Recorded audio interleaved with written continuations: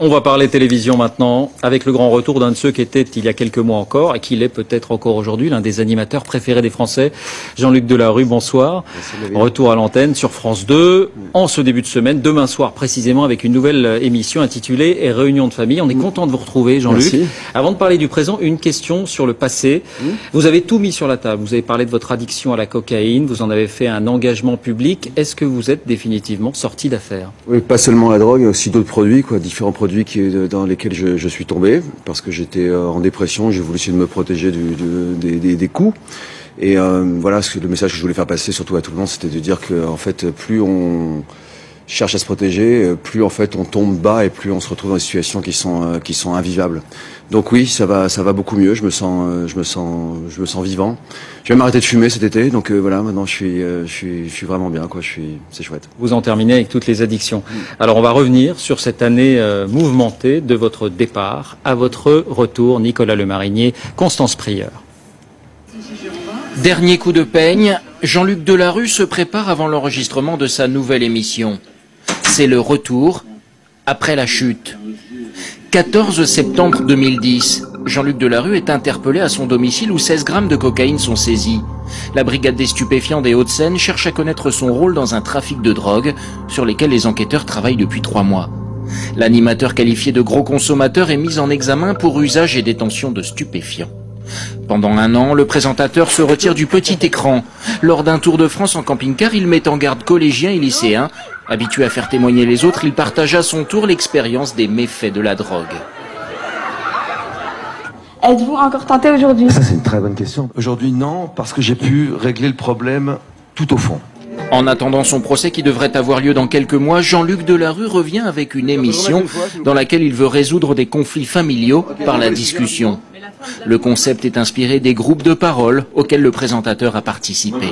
On démarre avec le générique dans 3, 2, 1. La première de Réunion de famille est diffusée demain soir sur France 2. Alors, Réunion de famille, Oui. est-ce que le concept de cette émission, vous allez nous en parler, est inspiré aussi peut-être des groupes de parole que vous avez fréquentés? On dit que le linge sale, ça se lave en famille, mais comment faire quand on n'y arrive plus, quand on n'y arrive pas? Pour des petits blocages, on ne va quand même pas baisser les bras. Alors on entame une thérapie familiale aujourd'hui, on participe à des groupes de parole, on cherche à trouver des solutions à travers les expériences des autres. Et c'est exactement ce que France 2 vous propose de faire aujourd'hui. Dans cette nouvelle émission, on va s'intéresser à une famille en particulier, mais vous allez le voir, l'histoire de cette famille, c'est un petit peu l'histoire de toutes les familles. Oh, je pense qu'on peut s'en sortir que par la parole, parce que si on n'arrive pas à essayer de dire ce qu'on a vraiment au fond de soi, à essayer de comprendre les racines du mal, d'où viennent les déséquilibres, pourquoi on a sombré, on ne peut pas s'en sortir durablement. Donc effectivement, je participe encore aujourd'hui à beaucoup de groupes de parole.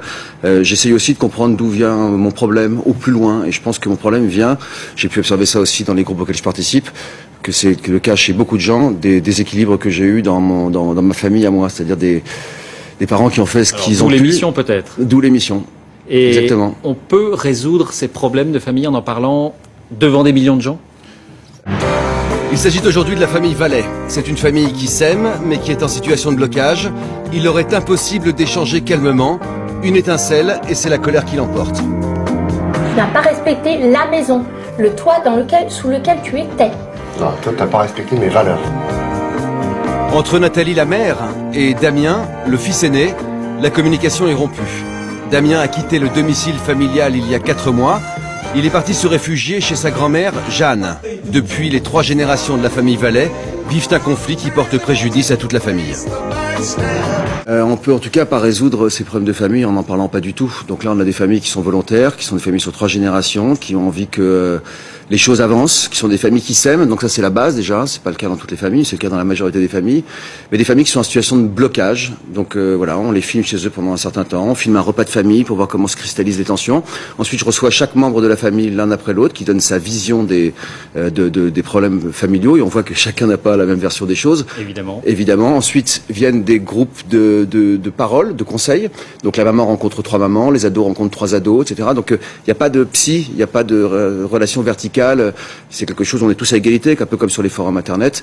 Et enfin vient la réunion de famille, d'où le titre. Et là, toute la famille se retrouve sur le plateau. Je leur demande de me dire quels sont les conseils qu'ils ont retenus, de faire leur autocritique. Et des petits mea culpa, quoi. Ça fait jamais de mal, hein. et je sais ce que c'est que faire son autocritique, ça permet d'avancer. Alors, est-ce qu'on veut bien faire un petit peu son autocritique? Moi, je l'ai déjà fait dans ma vie, ça m'a servi.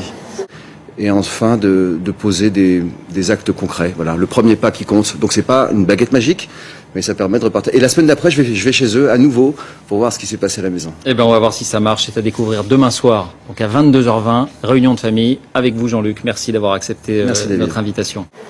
Qui est-ce qui va faire une petite autocritique et se remettre en question, là? Didier. Si on je voulais te dire je t'aime, maman. Voilà, moi, je t'aime aussi. Et de toute façon, je t'aimerai toujours, même si